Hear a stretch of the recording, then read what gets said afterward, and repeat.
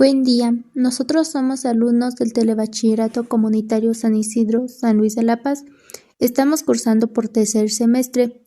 Mi equipo está conformado por Andrea, Guadalupe, Zaira, Gustavo y Luis, y les vamos a platicar sobre la independencia de México. En la madrugada del 16 de septiembre de 1810 se registró el grito de independencia atribuido al cura Miguel Hidalgo y Costilla en la población de Dolores, ubicada en la Intendencia de Guanajuato, hoy Dolores Hidalgo. Con esta acción dio inicio al movimiento de independencia. El Ayuntamiento de la Ciudad de México, formado mayoritariamente por criollos, proponía que el rey convocara a un congreso que gobernara en su ausencia del monarca, en su representación. El congreso lo conformaría diputados civiles y eclesiásticos. Los criollos poseían la mayoría de los cabildos. Por lo tanto, tendrían más participación directa, lo que restaría poder a los peninsulares. La audiencia defendía la idea de que se mantuviera la misma jerarquía política, es decir, que el poder siguiera en manos de los peninsuladores. Conspiración de Valladolid. Esta conspiración se reunía en casa de José María García Obeso, convocada por el teniente militar José Mariano Michelena, español que había tenido contacto en Jalapa con un grupo de criollos inconformes con la corona. A esta reunión asistían, además de los dos mencionados, José María Izazaga, José Nicolás Michelena, Vicente de Santa María, Manuel Iturriaga, entre otros.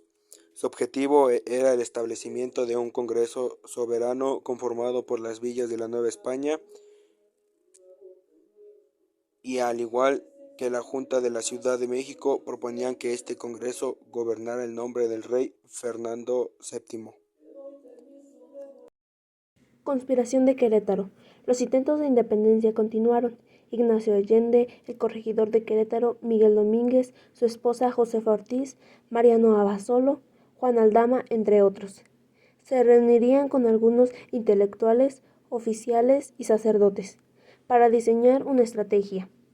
Ignacio Allende invitó al cura Miguel Hidalgo y Costilla a participar en estas reuniones.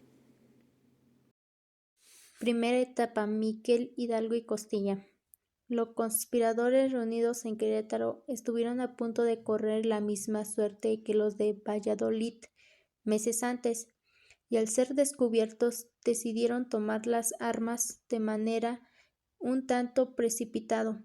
Hidalgo, que era un criollo y sacerdote preparado y conocía las ideas de la Ilustración, decidió invitar al pueblo de Dolores, en Guanajuato, a unirse a la lucha por la independencia.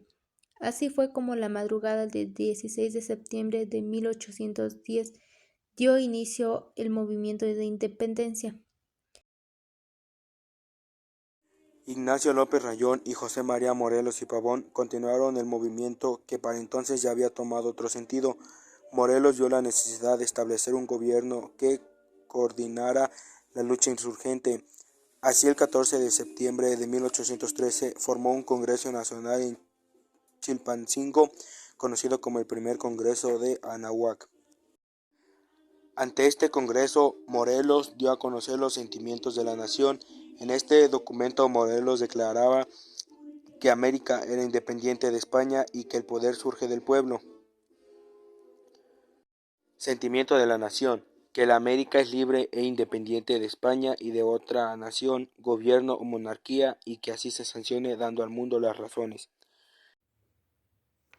Tercera etapa: consumación de la independencia de México. En diciembre de 1813, Fernando VII regresó al trono de España. Se intensificó entonces la persecución de los insurgentes. En 1815, Morelos fue capturado y el 22 de diciembre de ese año fusilado. Para 1820, una conspiración encabezada por Rafael del Diego contra el rey Fernando VII logró obligarlo a jurar la Constitución de Cádiz. El 24 de de febrero de 1821 se proclamó el Plan de Iguala. El 24 de agosto de 1821 O'Donoghue firmó el Tratado de Córdoba. El 27 de septiembre de 1821 el ejército trigarante entraba triunfante a la Ciudad de México. El 28 de septiembre de ese año O'Donoghue e Iturbide firmaron el Acta de Independencia. Hidalgo y Costilla. Miguel Hidalgo nació en Guanajuato el 8 de mayo de 1753. Sus padres fueron Cristóbal Hidalgo y Costilla y Ana María Callaga. A los 17 años se convirtió en maestro de la filosofía y teología. En 1778 se ordenó sacerdote. En la madrugada del 16 de septiembre de 1810 lanzó el famoso Grito de Dolores. Ordenó al pueblo a tomar armas y luchar contra los españoles, que apoyaban al José Bonaparte como nuevo rey de España. Josefa Ortiz de Domínguez nació el 9 de septiembre de 1768. Criolla de origen, era mirisca, hija natural de mulata y padre español, huérfana desde pequeña y criada por su tía. Conoció de cerca la discriminación y el racismo. Fue una insurgente durante la independencia de México, considerada una de las primeras participantes en la conspiración de Querétaro y pieza clave para el inicio de la lucha que encabezó el cura Miguel Hidalgo y Costilla en Dolores Hidalgo. Fue esposa del corregidor de Querétaro, Miguel Domínguez, por lo que es conocida popularmente como la Corregidora. José María Morelos y Pavón, nacido como José María Teclo Morelos Pavón y Pérez, nació el 30 de septiembre de 1765 en Morelia. Falleció el 22 de diciembre de 1815 en Ecatepec de Morelos. José María Morelos fue un sacerdote militar y político novohispano que destacó como el jefe insurgente de la segunda etapa de organización en la Guerra de Independencia de México. Ignacio María José de Allende y Unzaga, conocido como Ignacio Allende, fue un militar novohispano que se destacó como uno de los caudillos principales de la primera etapa de Guerra de Independencia de México.